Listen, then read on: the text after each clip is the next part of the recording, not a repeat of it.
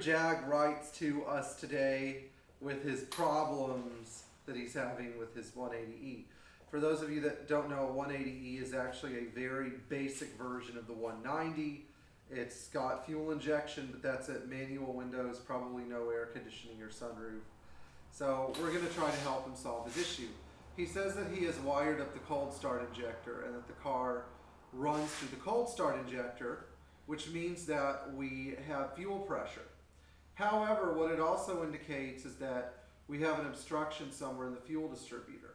Now, if I were in his position, the first thing I would do is hot wire the fuel pump relay using terminal 87 on the relay to terminal 15. This means that you have to switch on the ignition, but the fuel pump should run continuously. Then I would go to the fuel distributor and I'd crack the 4 lines going to the fuel injectors.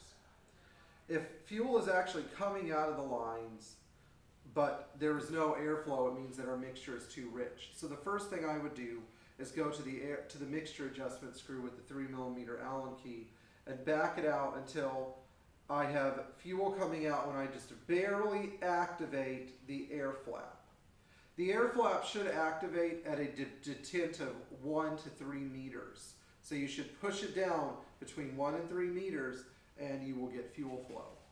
Now, if I had too much fuel flow going through and I had no way of controlling it, in other words, leaning out the mixture, enriching the mixture had no effect, what I would do then is look at the electrohydraulic actuator.